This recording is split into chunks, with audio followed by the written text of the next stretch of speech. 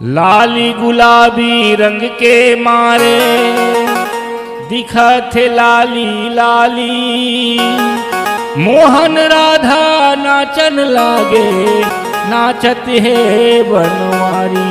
होली है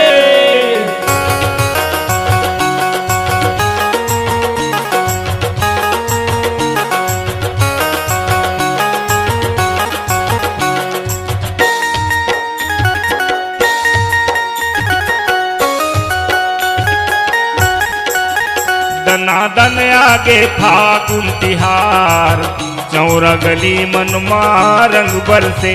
दनादन आगे फागुन तिहार, चौरा गली मनमा रंग बरसे। अरे रंग बरसे रे बी रंग बरसे, रंग बरसे रे बी रंग बरसे रे। दनादन आगे फागुन तिहार, चौरा गली माँ रंग बरसे। दनादन आगे फागुन तिहार, चौरा गली मनमा रंग बरसे।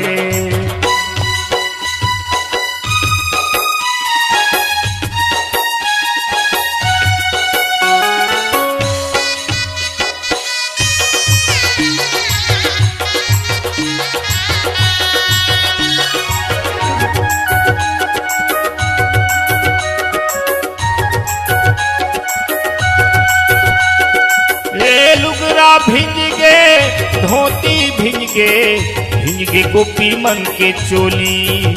ओ लुगरा भिंज गे धोती भिंज गे गोपी मन के चोली। ओ मारे रंगारंग जयनंद लाला, राधा मन खेले होली। अरे अरे अरे राधा मन खेले होली रे। दनादन आगे फागुन तिहार, चौरा गली मनमा रंग बरसे। दनादन आगे फागुन तिहार, चौरा गली मनमा रंग बरसे।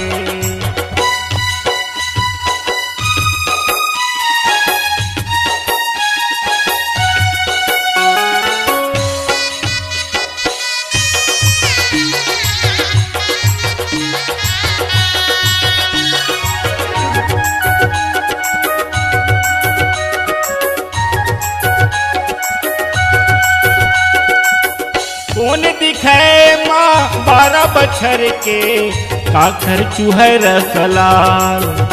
ओ राधा दिखे माँ 12 बछर के, काखर चूहे रंगलाल।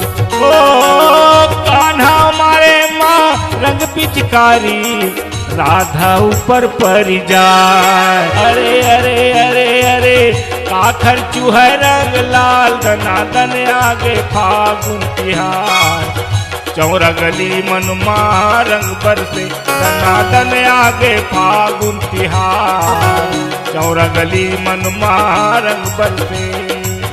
चौरा गली मनमा रंग बरसे, चौरा गली मनमा रंग बरसे। चौरा गली मनमा रंग बरसे। होली है। छत्तीसगढ़ी गाना सुनने के लिए हमारे YouTube चैनल को सब्सक्राइब करें और नए नए अपडेट पाने के लिए बेल आइकॉन को प्रेस करें।